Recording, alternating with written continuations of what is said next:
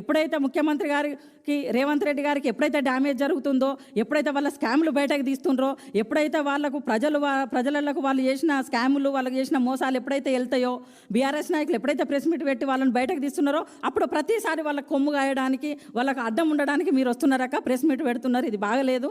ఎందుకంటే మీరు ఇప్పటికి కూడా గౌరవం ఉంది, మాకు కేసీఆర్ గారు కుమార్తెగా గౌరవం ఉంది కాబట్టి మేము ఇంకా ఏం మాట్లాడలేకపోతున్నాం. చాలా ఉన్నాయక్క. మేము కూడా రోజు వీడియోలు పెడతాం, మేము రోజు ప్రెస్ మీట్లు పెడతాం, రోజు మాట్లాడగలుగుతాం.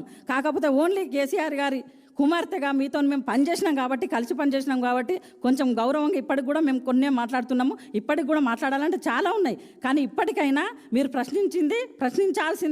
ప్రశ్నించబోయేది కూడా రేవంత్ రెడ్డిని. ఆయన ఏమైతే హామీలు ఇచ్చిండు, గ్యారంటీలు ఇచ్చిండు, స్కాములు జరుగుతున్నాయి, అవన్నీ ప్రశ్నించాల్సింది పోయి ప్రతిపక్షంలో ఉన్న ఇలా 4 కోట్ల మంది ప్రజల తరపున, ప్రజలకు అండగా హైడ్రా కానీ, లగిచర్ల కానీ, పిల్లలకు, నిరుద్యోగులకు కానీ ప్రతి విషయంలో ప్రజలకు మొత్తం అడ్డంగా నిలబడి, ఒక జనతా గ్యారేజ్లకు అడ్డంగా నిలబడి ఇలా వాళ్ళ తరపున, ప్రజల తరపున పోరాటాలు చేసే ప్రజల నాయకులను, పోరాటాల నాయకులను, బీఆర్ఎస్ నాయకులను కాదక్క విమర్శించేది. మీరు ప్రభుత్వాన్ని ప్రశ్నించండి. మీరు పెట్టే మీ పార్టీ ఏం చేస్తుందో మీరు చెప్పండి. అంతేగాని ఎప్పుడు చూసినా కూడా, ఎప్పుడు ఒక రేవంత్ రెడ్డికి ఎప్పుడు డ్యామేజ్ జరిగితే అప్పుడే వచ్చి ప్రెస్ మీట్ పెట్టడం కాదక్క మీరు మాట్లాడాల్సింది బీఆర్ఎస్ నాయకుల మీద.